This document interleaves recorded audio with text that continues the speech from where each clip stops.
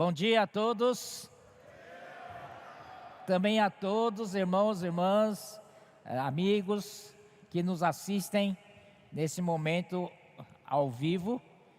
Nós vamos dar prosseguimento à nossa palavra.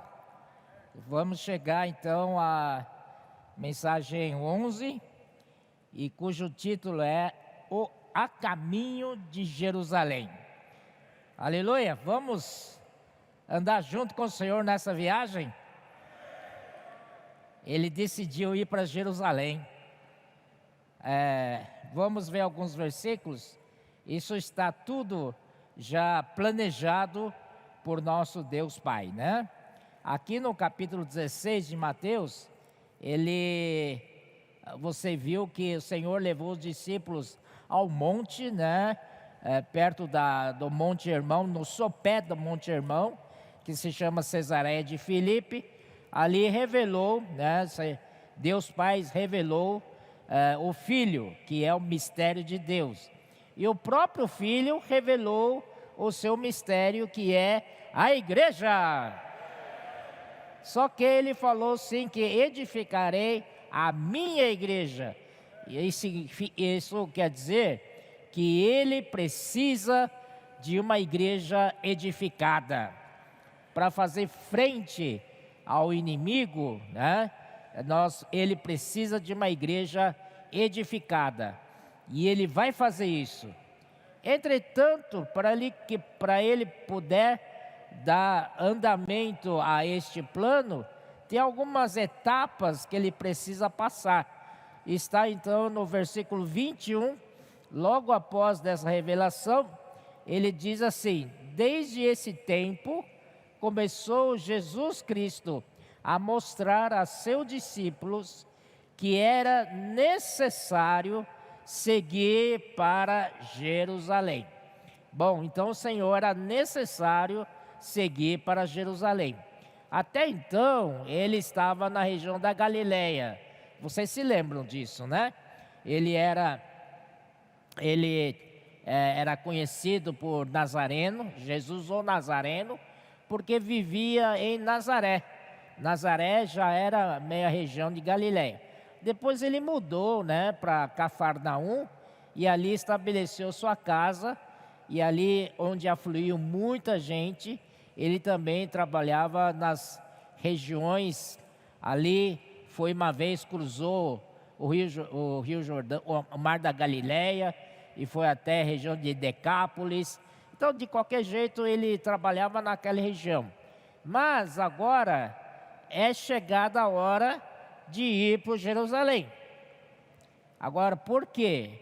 Porque justamente está perto a Páscoa, que os judeus, eles comemoravam 3 festas anuais, como mandamento de Deus no Velho Testamento. Todo varão tinha que comparecer a Jerusalém 3 vezes ao ano, e a primeira festa era a festa da Páscoa.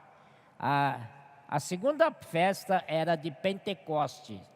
E a terceira festa é a festa dos tabernáculos. Então, o Senhor estava ali, a primeira festa, que precisava ir para a primeira festa em Jerusalém. Por isso que ele precisava ir. Então ele já planejou o momento da sua ida para Jerusalém. Então vamos ver. Então ele chega a Jerusalém, né? Ele vai para Jerusalém. Por isso que eu digo que ele há caminho, né?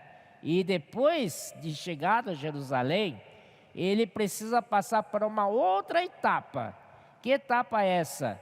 Sofrer muitas coisas dos anciãos, dos principais sacerdotes e dos escribas. Então o Senhor tinha que passar por um sofrimento causado, né, por esses homens aqui, principais sacerdotes, dos anciãos do povo, da religião judaica, e dos escribas.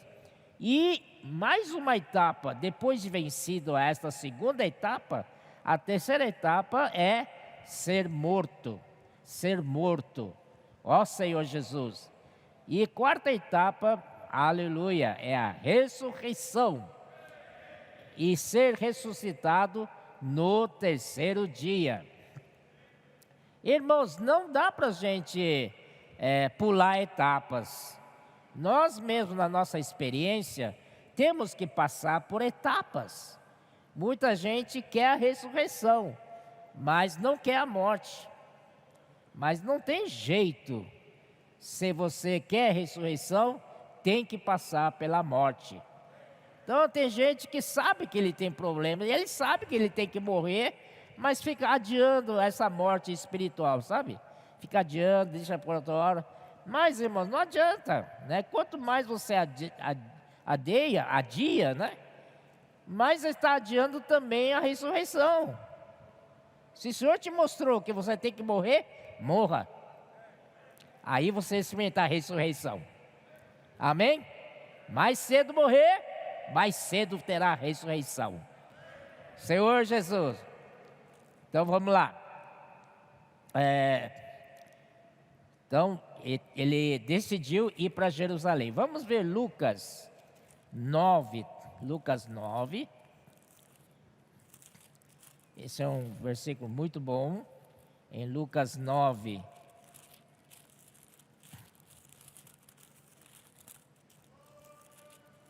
Amém? Lucas 9, 51. Ele diz assim, ó, que versículo importante, hein? Ele falou assim, e aconteceu que ao se completarem os dias em que devia ele ser assunto ao céu, manifestou no semblante a intrépida resolução de ir para Jerusalém. A intrépida resolução de ir para Jerusalém. Isso daí é tremendo. O Senhor Jesus estava focado, né, no cumprimento da missão que o Senhor deu para ele. Ele tinha essa absoluta certeza, né, dessa decisão de ir para o Jerusalém.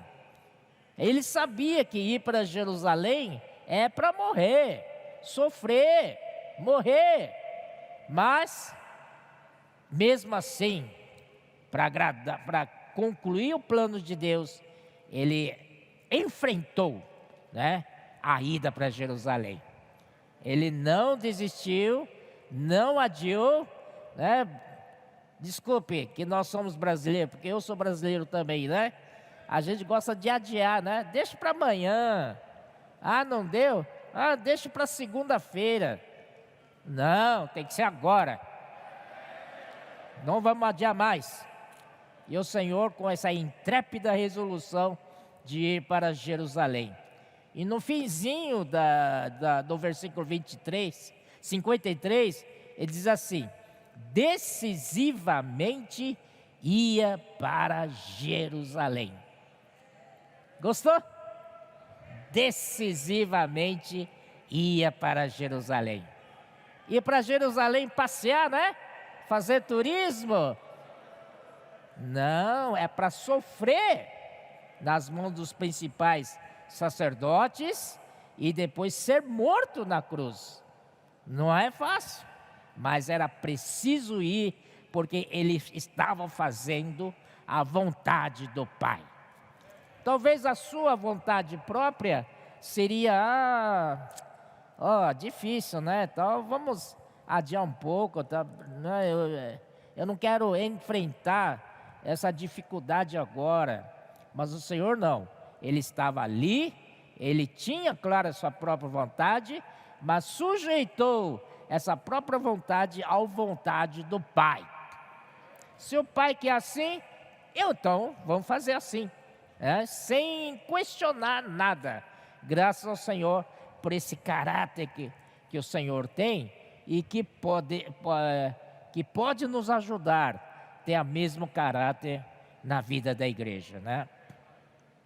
E tudo isso, irmão, porque o Senhor quer edificação da igreja. Para a edificação da igreja, tinha que ele passar por esse processo. Não tem jeito, né? Senhor, Deus não permitiu outra alternativa a não ser a morte do nosso Senhor. Então vamos lá empreender essa viagem até Jerusalém junto com o Senhor?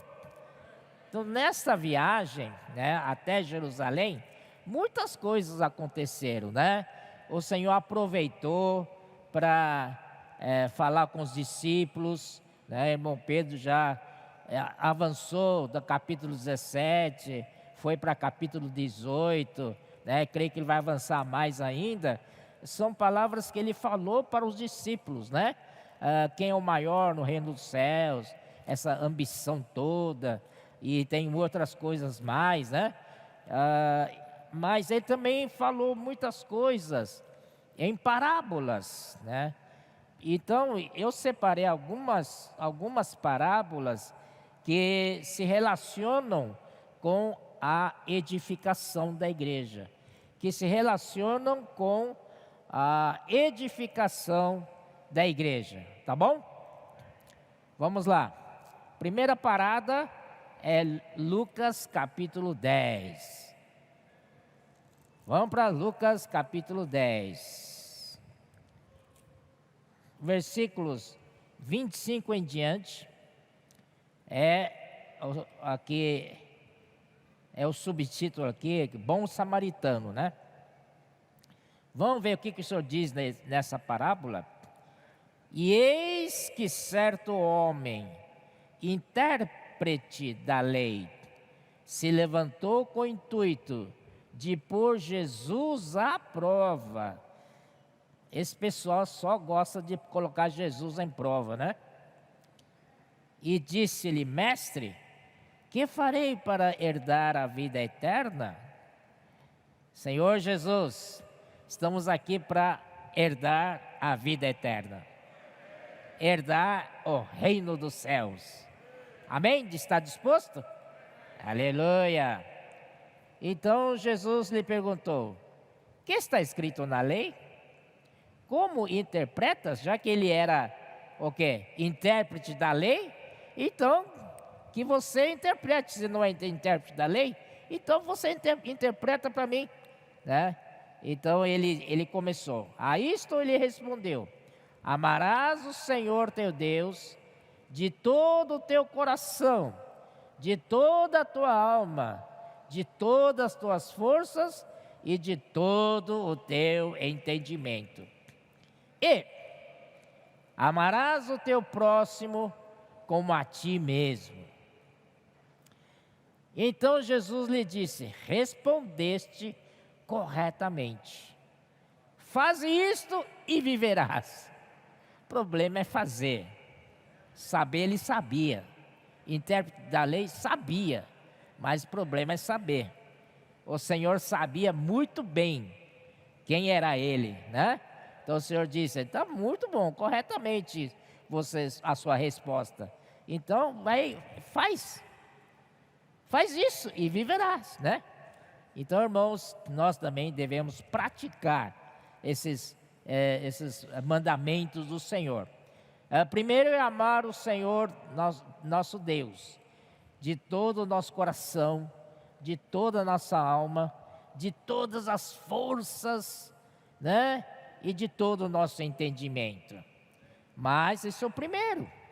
Logo em seguida, que complementa esse primeiro mandamento, é: amarás o teu próximo como a ti mesmo. Agora pegou, né? Primeiro, puxa, eu tiro de letra. Eu amo o Senhor, né? Eu amo o Senhor, meu Deus, de todo o meu coração, de toda a minha alma, de todas as minhas forças e de todo o meu entendimento. O Senhor sabe disso. Quando o Senhor perguntou para o Pedro, Pedro disse: tu sabes que eu te amo. Com isso não tem problema. O nosso problema, até mesmo na vida da igreja, muitos de nós aqui, ou quase todos, nosso problema está no segundo: amarás o teu próximo como a ti mesmo. Oh, Senhor Jesus, se a gente quer edificar a vida da igreja, a gente quer participar da edificação, esse segundo item aqui é extremamente crucial. Senão, não vamos conseguir edificar a igreja. Amarás o teu próximo como a ti mesmo. Você se ama? Seja sincero, você se ama? Então, da mesma forma que você se ama, você deve amar o próximo. Por que você se ama e deseja mal para o outro? Ou você se ama e você é indiferente com o outro? Ele que se vire. Não, a gente está acostumado a falar isso. Até na vida da igreja fala assim, né? Se sujar, aquele irmão está precisando. Ele que se vire. Não é verdade? Isso não é amar o próximo como a si mesmo, né? Tá certo que nós temos amor vertical para com Deus, que isso se chama urdidura, né?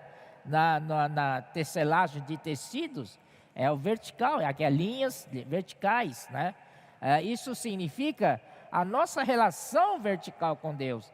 Precisamos amar a Deus. Mas um tecido, um pano, não é feito só de urdidura. O tecido é feito também por tramas. Tramas é horizontal.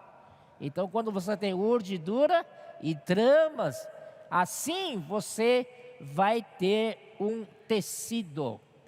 Amém? Assim você vai ter a edificação da igreja.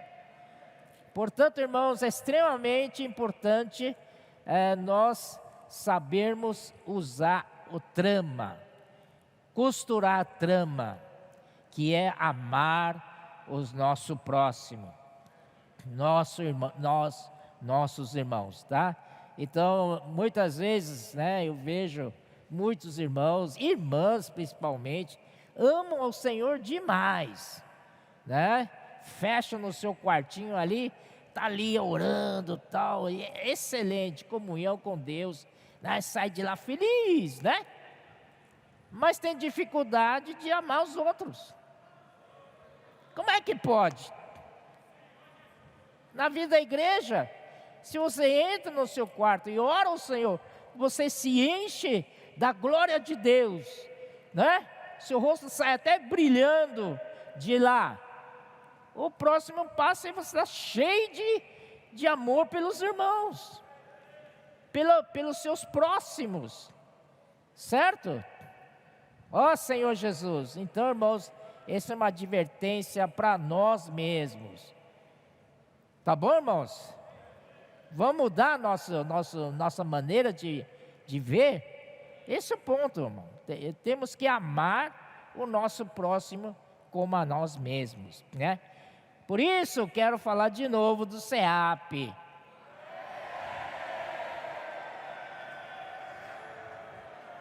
Vocês permitem eu falar de SEAP? No SEAP, nós aprendemos a não amar a si mesmo. Quer dizer, amar a si mesmo, mas também amar os outros. Amém? Sim, ali aprendemos a amar a Deus, né? Entregar nosso coração para Ele, consagrar para Ele. Mas consagrar para Ele é amar o próximo.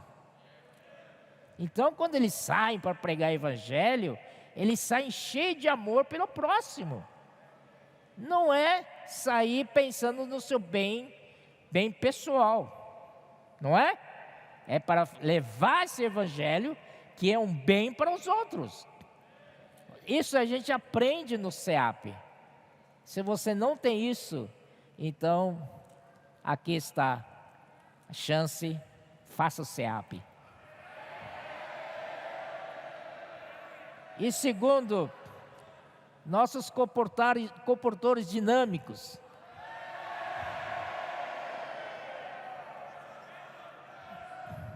Eles saem às ruas todos os dias como um profissional, né?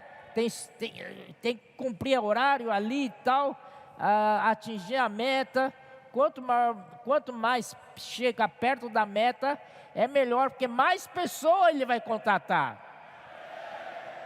Mas eles não fazem isso por interesse próprio. Eles fazem isso porque amam a Deus. Anteontem, irmão Pedro falou que Deus, Ele é a fonte do amor. Ele é doador do amor. E nós todos somos receptores desse amor. É, não é? Mas quando nós encontramos o próximo, nós passamos esse amor que nós recebemos para eles. Aí nós passamos a ser doadores do amor também. Estão entendendo? Vou parafrasear irmão Pedro, hein? Estão entendendo? Você entendeu o que eu estou falando? Tá, então, irmãos, nossa relação é de amor ao Senhor e amar o próximo. Os comportores fazem isso porque eles têm amor emanado do Senhor no seu interior. Por isso que eles passam esse amor para as pessoas que eles contatam. Ó Senhor Jesus, amarás o teu próximo como a ti mesmo. Aí, vamos prosseguir, amém.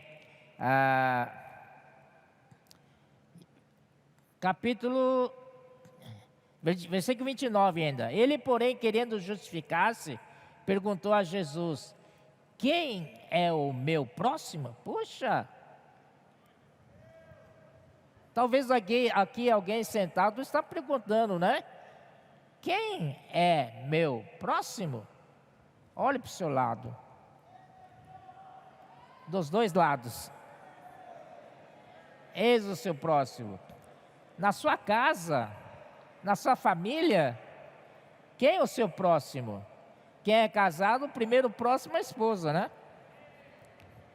Senhor Jesus, quem é casada, primeiro é o marido, né? E tem os filhos, né? Então, e na vida da igreja, precisamos estender esse amor para todos os irmãos. Isso é o cerne da vida da igreja. Sem esse amor fraternal, não conseguimos prosseguir. Ou será que você é aquele que vem para a reunião, chega tarde na reunião? Porque você não quer encontrar com ninguém. E você é o primeiro a sair, antes de terminar a reunião. Porque você não quer se comprometer, você não quer se relacionar com ninguém. É esse tipo de pessoa que você está atuando? Oh Senhor Jesus, eu aconselho a se arrepender. Isso não é vida da igreja. Vida da igreja é se envolver. Vida da igreja é se comprometer. Oh Senhor Jesus, amém? Espero que daqui à frente haja uma mudança na nossa vida da igreja. Vida da igreja é reuniões, vida da igreja é vida familiar, vida da igreja também é nosso aspecto social, no nosso trabalho, na nossa profissão, em todo lugar. Precisamos viver a vida da igreja. Isso é para a edificação que tanto nosso Senhor deseja. Aí, irmãos, versículo 10, o Senhor começa a explicar para ele quem é o seu próximo. Jesus prosseguiu dizendo: certo homem descia de Jerusalém para Jericó e veio a cair em mãos de salteadores, os quais depois de tudo lhe roubarem e lhe causarem muitos ferimentos, retiraram-se, deixando-o semi-morto. Casualmente descia um sacerdote por aquele mesmo caminho e vendo-o, e passou de largo. Semelhantemente, um levita descia por aquele caminho semelhantemente, o levita descia por aquele lugar e vendo, também passou de largo. Irmãos, quando ele fala assim, descia um sacerdote. Quando a gente sai de Jerusalém para Jericó, a gente está descendo, tá? E o levita também descia. Então, significa que tanto o sacerdote como o levita desciam de Jerusalém, saíam de Jerusalém. Então, esses sacerdotes e levitas, né? Eles são da religião judaica, são religiosos, né? Então, o Senhor aqui quer mostrar que às vezes coisa está tão formal que está frio o negócio. O relacionamento, né, entre eles e os cuidados por eles é muito frio. O frio a ponto que ele tem função de sacerdote, de ajudar os outros, e ele passou de largo. Você acredita nisso? E depois o levita também, supostamente aquele que é servo de Deus, aquele que serve a Deus e tal, também serve os homens, serve o povo de Deus, mas também passou de largo. Ninguém se preocupou com este homem semi-morto. Aí, irmãos, graças a Deus, certo samaritano. Esse samaritano quer dizer que ele é natural de Samaria. E Samaria sempre foi desprezado pelos judeus. Eles chamam de que Samaria é um povo misturado, é um povo misto, né? Lá antigamente, no tempo dos reis de Israel, assírios foi lá, derrotou o reino do norte de Israel e levou cativo muita gente e espalhou lá na região de Babilônia e trouxe de lá, né, muita gente para morar no lugar deles em Samaria. Então geração vai, e por isso é um povo misturado. Não é puro sangue, não é puro sangue. E por não ser puro sangue, os israelitas puros desprezam os samaritanos, né, da Samaria. Então aqui, mas o Senhor fez questão de mostrar o samaritano aqui. Amém? Isso mostra para nós que qualquer um de nós. Esse samaritano pode ser qualquer um de nós. Porque na vida da igreja, né, nós temos que ter essa característica de ajudar os outros. Tem certo samaritano que seguia o seu caminho, passou-lhe perto e vendo-o, compadeceu-se dele. Esse compadeceu-se dele é o mesmo que o Senhor se compadeceu da multidão. Olhavam para a multidão, elas estavam aflitas e exaustas, não é? Então o Senhor teve compaixão, quer dizer, aquele sentimento entranhável, né? O esplâncnon. Esse sentimento eterno, de eterna misericórdia. Então o Senhor moveu-se por ele, o samaritano que se moveu por esse sentimento. Precisamos ter o mesmo sentimento.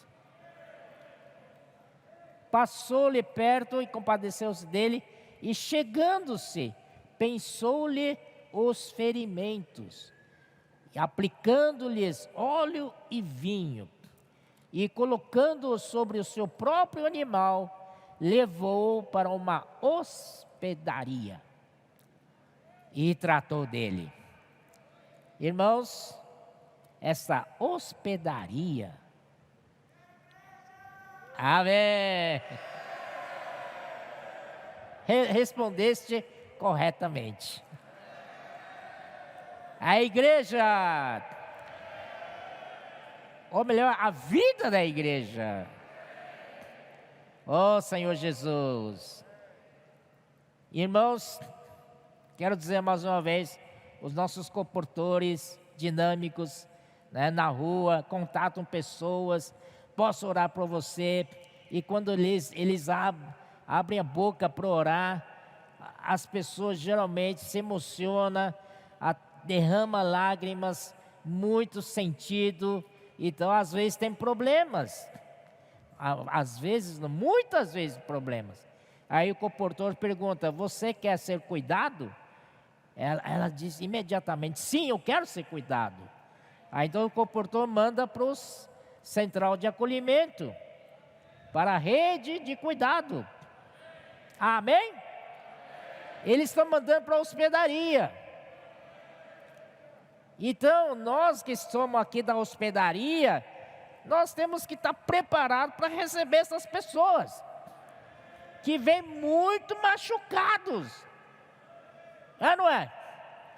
Senhor Jesus levou-o para uma hospedaria e tratou dele. A vida da igreja também cura. Oh, Senhor Jesus. Então aqui, irmãos, é importante ter esse rede de cuidados. Amém? Oh, Senhor Jesus, vamos cuidar das pessoas. No dia seguinte, tirou 2 denários e os entregou ao hospedeiro, dizendo: cuida deste homem, e se alguma coisa gastares a mais, eu te indenizarei quando voltar. Aqui é profético, tá? Então, esse samaritano deu os 2 denários para o hospedeiro. E esse hospedeiro pode ser você, pode ser eu, pode ser ela, pode ser ele. A todos nós, Deus deu, o Senhor deu 2 denários. Quer dizer, nós temos capacidade e responsabilidade de cuidar das pessoas.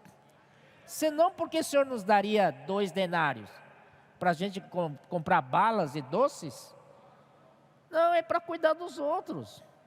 Esses 2 denários são os dons que o Senhor nos der.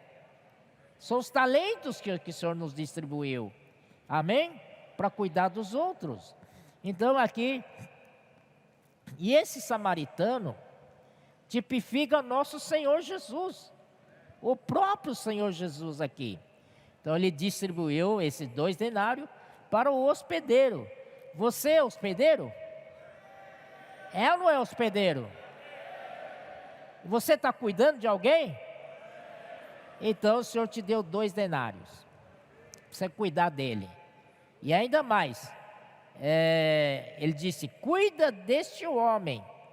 E se alguma coisa gastares a mais, eu te indenizarei quando voltar. É ou não é o Senhor Jesus? O Senhor Jesus deu os 2 denários para cada um de nós, né? E ele, hoje é espírito. Ele, como se fosse, ele está ausente de nós. E partiu. Agora chegou a nossa vez. Chegou a vez da igreja assumir o papel que o Senhor vinha fazendo. Assumir o papel do samaritano, de cuidar das pessoas.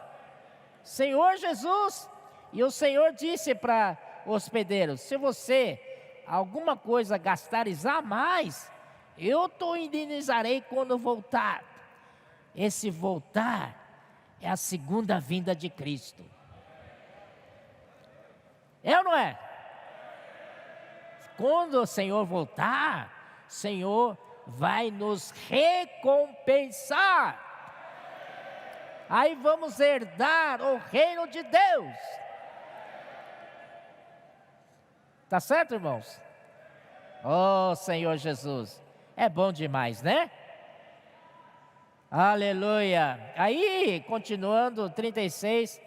Qual desses 3 te parece ter sido o próximo do homem que caiu nas mãos dos salteadores? O Senhor fez a pergunta para intérprete da lei.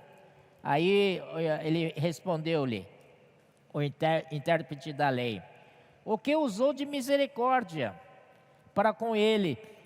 Então lhe disse: vai e procede tu de igual modo. Está me ouvindo vocês? Você é o tu, tá bom? O Senhor fala para você, vai e procede tu, de igual modo. Amém? Cuidar das pessoas. A vida da igreja é cuidar das pessoas. Precisamos ter, como o irmão Pedro disse, saber como nos relacionar, né? E como cuidar uns dos outros. Se nós viemos muito cheio de arestas, cheio de ódio, rancor, né? Dissensão, discórdia, como é que nós vamos nos edificar uns com os outros? Mas graças ao Senhor, que a vida da igreja nós temos palavra profética. Vocês confessam ou não? Você reconhece ou não? Que a palavra profética amansa nosso coração? Realmente deixa a gente mais tranquilos, né? E faz a gente negar a vida da alma. Faz a gente negar a nós mesmos. Graças ao Senhor pela palavra profética. Graças ao Senhor. Feito isso, vamos para Lucas 19.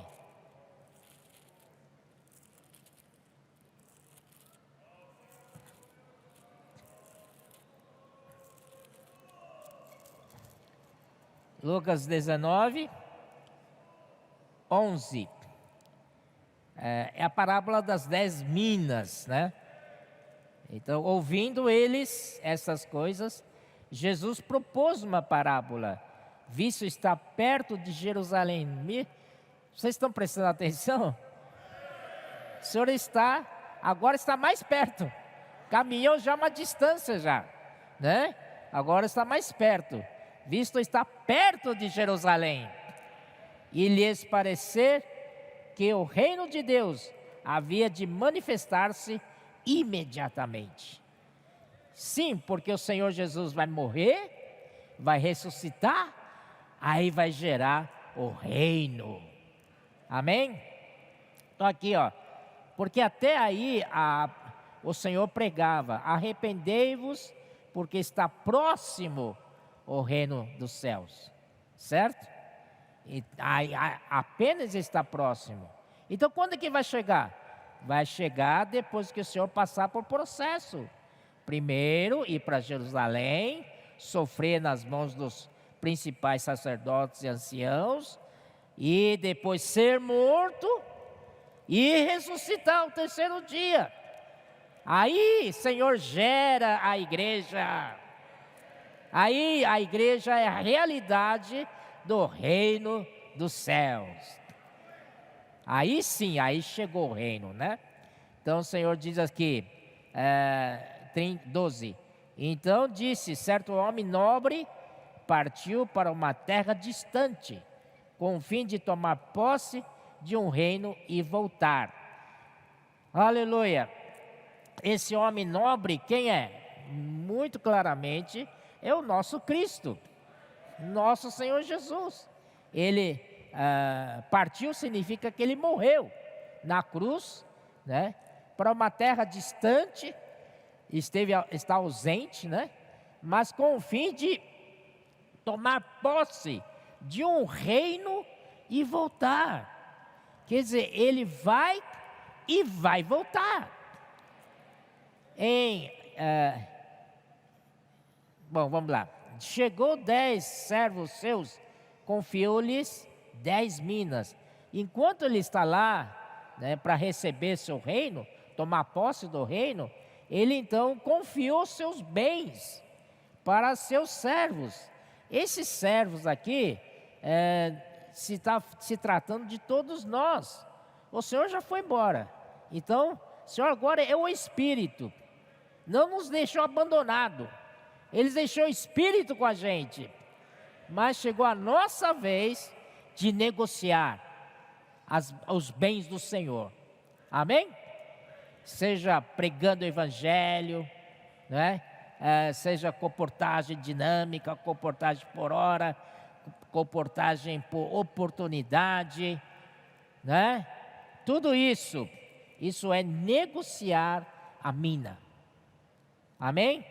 Negociei até que eu volte. O Senhor vai voltar fisicamente, mas os seus concidadãos os odiavam e enviaram após ele uma embaixada dizendo: não queremos que este reine sobre nós. Isso daqui falando a respeito da religião judaica naquela época, que rejeitaram o Senhor, não queriam que o Senhor reinasse sobre eles.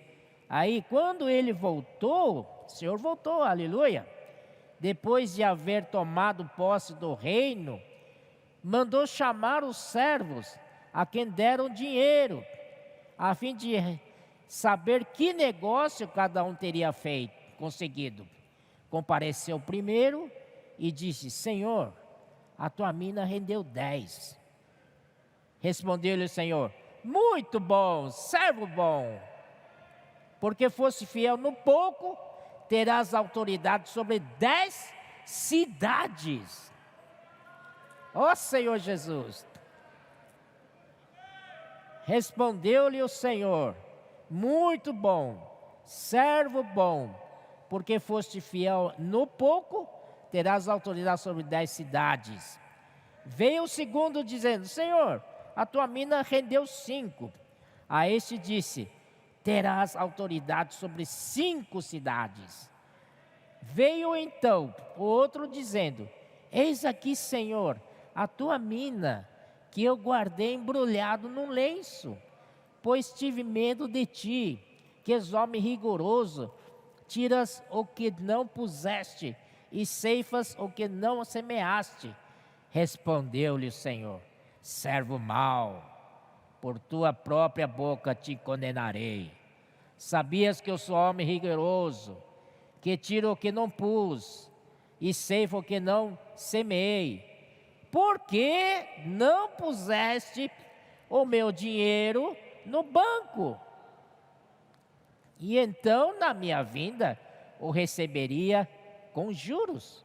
Você sabe que o banco toma seu dinheiro, mas paga pequenininho para você. Aí o banco empresta para o outro e cobra juros desse tamanho.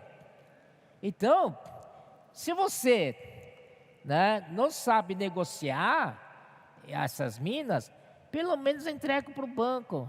Ele vai me dar caderneta de poupança, com pouco, mas vai me dar.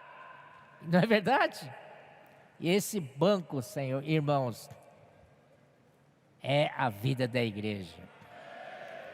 Quando os irmãos falam assim: nós temos Avança Jovem, neste sábado, temos Fábrica de Vencedores.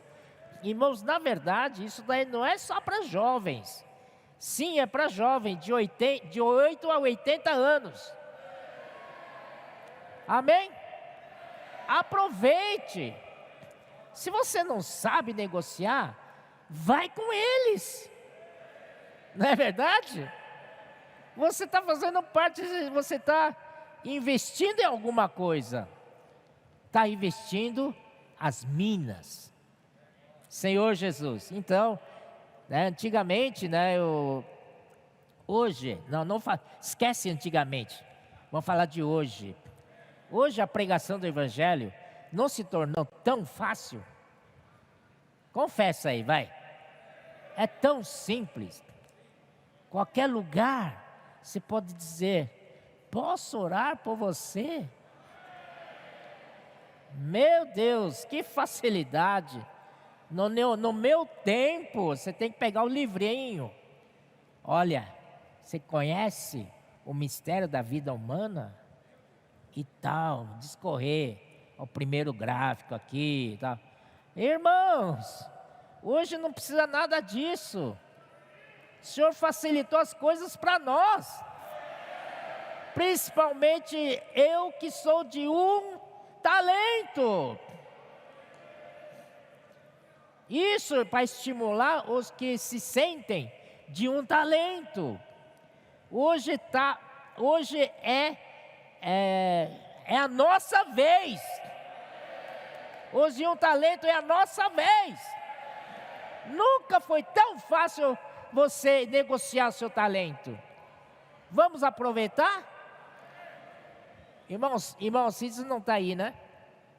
Ele falava assim: agora é nós. É nós. Nós. Senhor Jesus, somos de um talento. Os de um talento têm que se levantar. Amém. Senhor Jesus, por que não pusesse o meu dinheiro na conta do banco? Então, na minha vinda, eu receberia com juros, né? Até mesmo, você não precisa, para negociar talento, com essa facilidade toda, você não precisa nem esperar o dia do Avança Jovens, o dia do Fábrica de Adolescente, para sair fora. Você pode, no dia a dia, sempre tem alguém que liga para você, né? É a Vivo, é a TIM. Ô Amir, não é isso, Amir? Oi. Não é sempre querendo vender alguma coisa para você. Então você, em vez de cortar de uma vez, posso orar por você? Você já está negociando seu dom. Aleluia. Tão fácil isso. Isso daí, irmão, mais fácil que isso aí não existe, viu? Aleluia. Então aí, tirai-lhe, o Senhor falou, disse aos que o assistiam, tirai-lhe a mina e dai-a ao que tem as 10, né? O Senhor lhe dá. Alguns ponderarão: Senhor, ele já tem 10, pois eu vos declaro, a todo que tem, dar-se-lhe-á, mas ao que não tem, o que tem lhe será tirado. Irmãos, não vamos deixar que tirem de nós. Vamos negociar.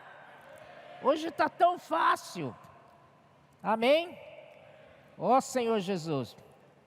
Vamos então, por causa do tempo, vamos pular algumas parábolas. E eu queria falar das 10 virgens e dos 10 dos talentos dos servos, né? Mas é semelhante a esse aqui de Minas, né? Então vamos para o outro, que é a entrada triunfal de Jesus em Jerusalém. Finalmente o Senhor Jesus chegou em Jerusalém. Ó Senhor Jesus.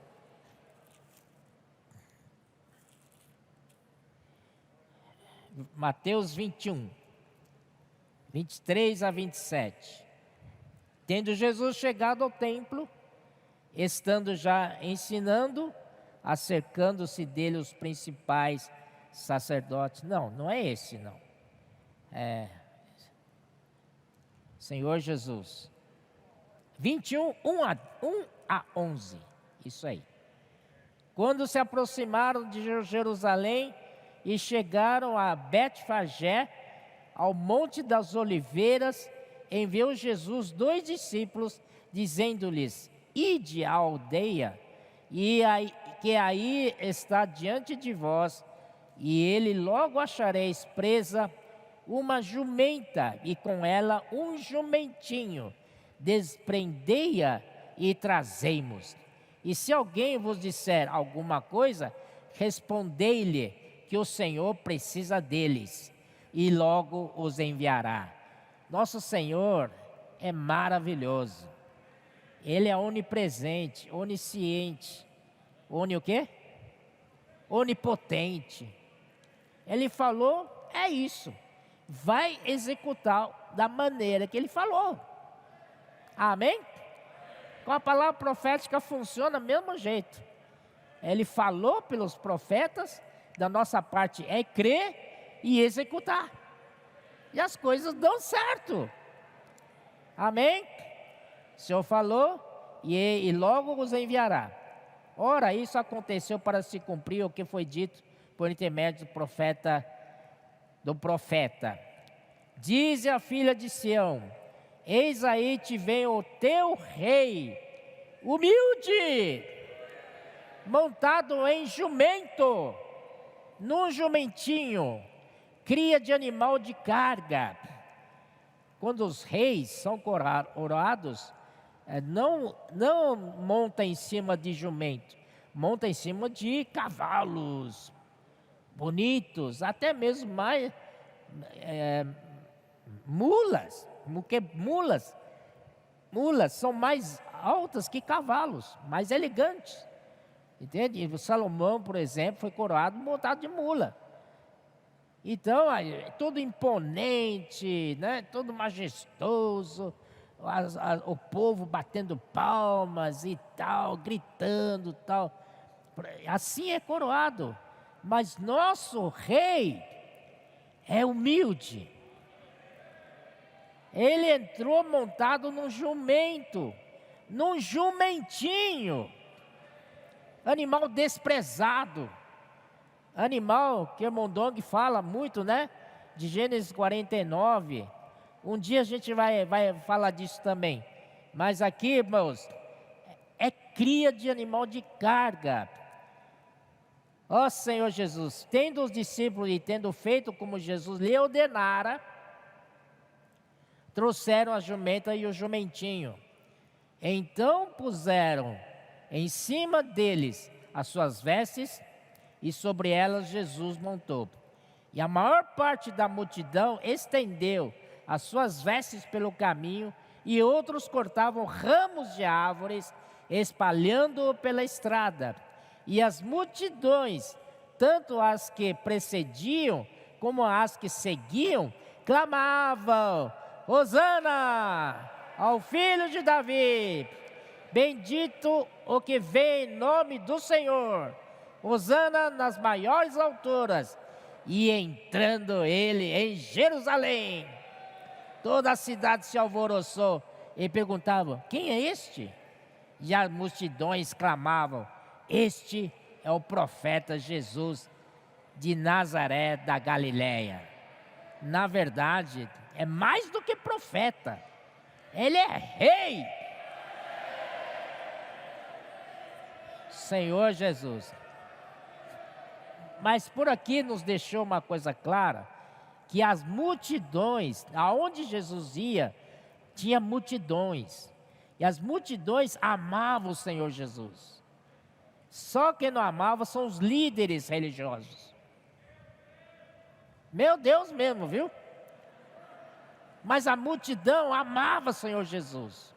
Aonde o Senhor ia, eles se apertavam tal para ouvir o ensinamento do Senhor, ou para o Senhor curar, ou para o Senhor expulsar demônios, né?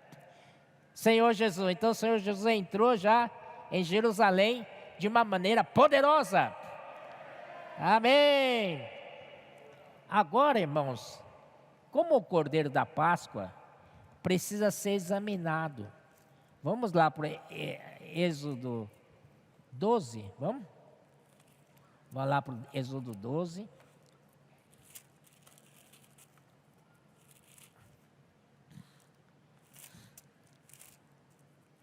Êxodo 12, né, a partir do versículo 1, ele diz assim: disse o Senhor a Moisés e a Arão na terra do Egito: este mês vos será o principal dos meses, será o primeiro mês do ano.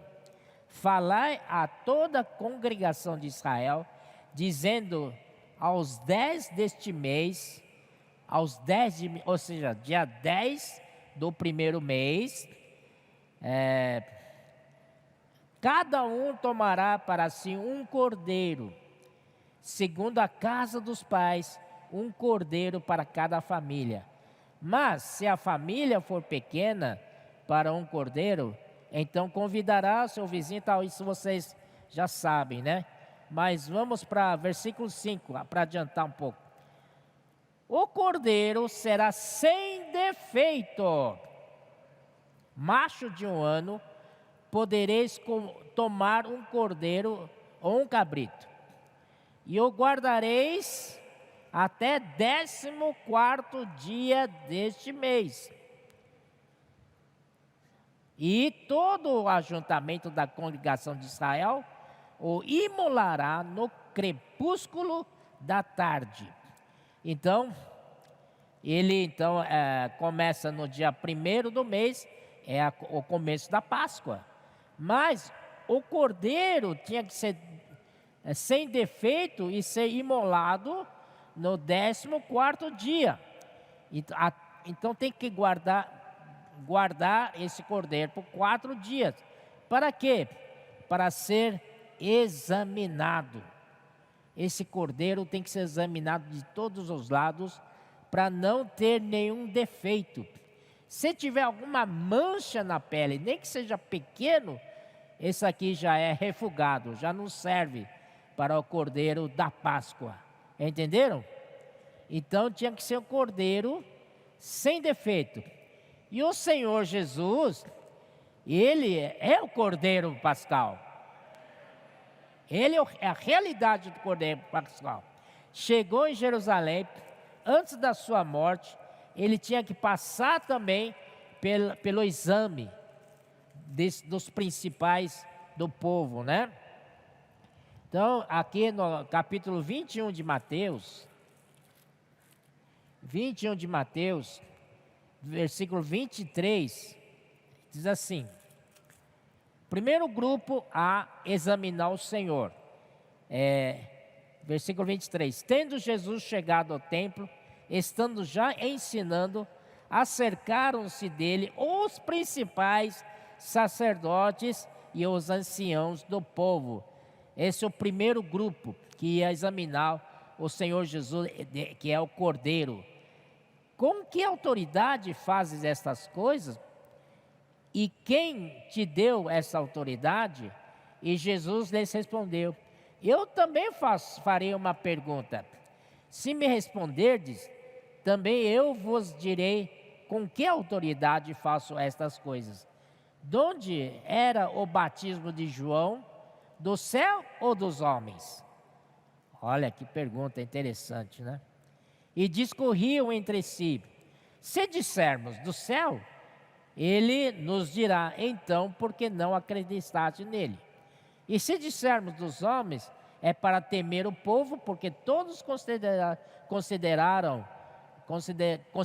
João como profeta. Então responderam a Jesus: não sabemos. É mentira, eles sabem, né? E ele, por sua vez, nem eu vos digo com que autoridade faço estas coisas.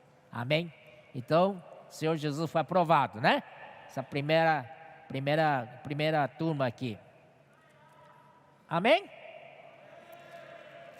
Aí no capítulo 22,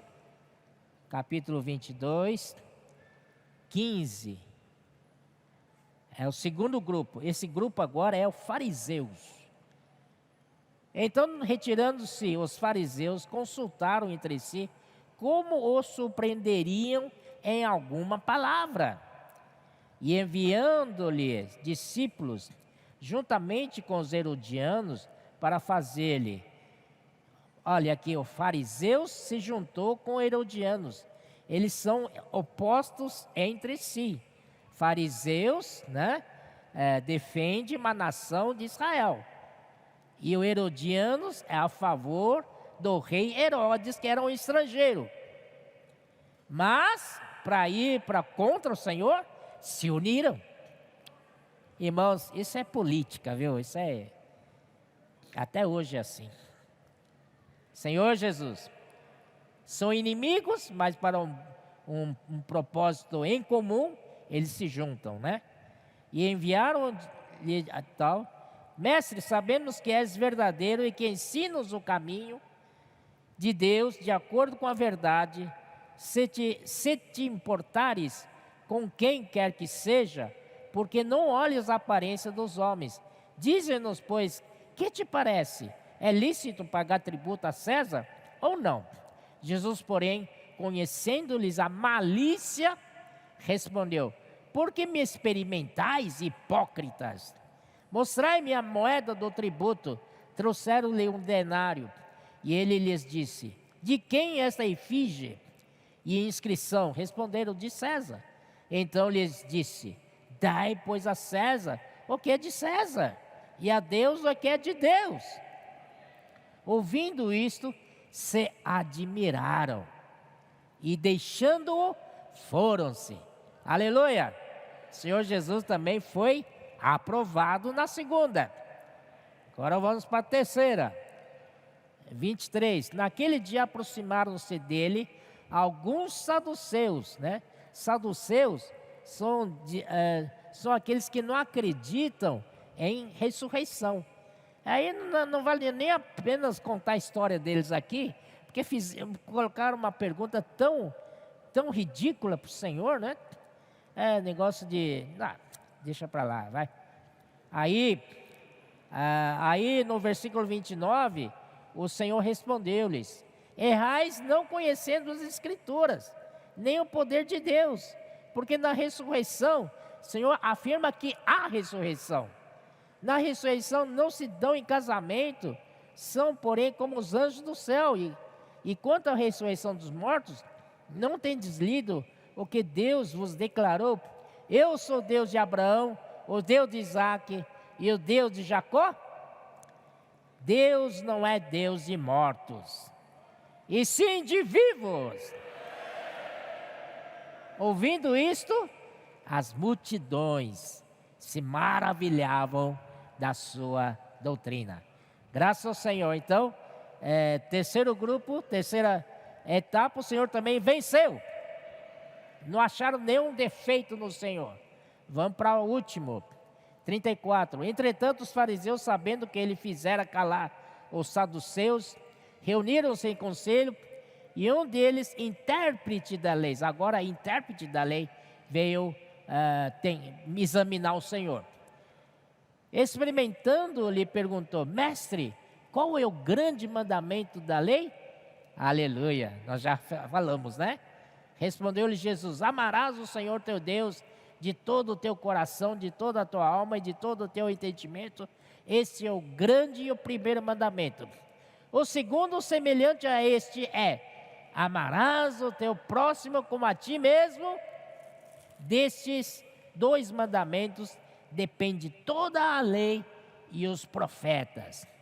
Então, tentaram pegar o Senhor Jesus, e o Senhor já respondeu e diz que esses dois mandamentos dependem toda a lei e os profetas. É o que eles guardavam, né? Lei veio de Moisés e profeta representa o Elias. Aí, feito isso, o Senhor então disse: eu tenho uma pergunta para vocês. O Senhor disse: que pensais vós de Cristo?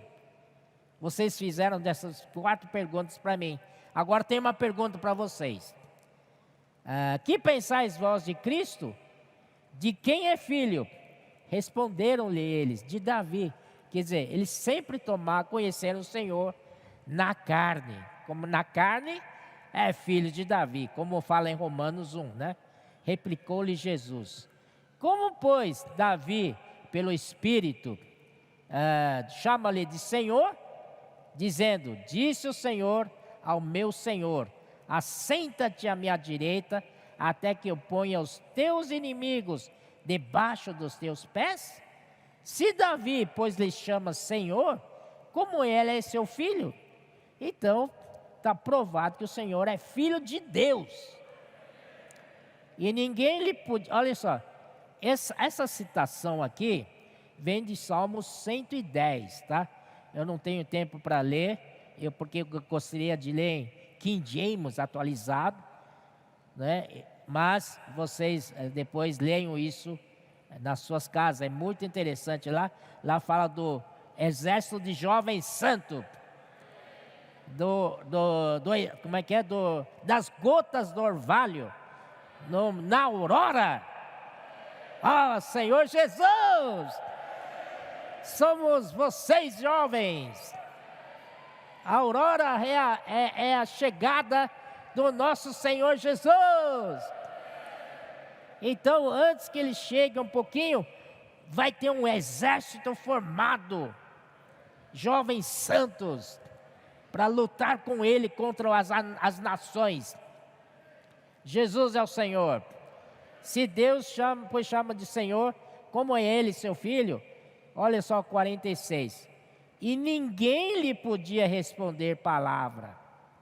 Ninguém lhe podia responder palavra, nem ousou alguém, a partir daquele dia, fazer-lhe perguntas. Amém? O Senhor calou a boca de todos os religiosos. O Senhor foi examinado e foi aprovado. Esse cordeiro é sem defeito, digno de ser imolado. Oh, Senhor Jesus! Aleluia! Então é isso, irmãos.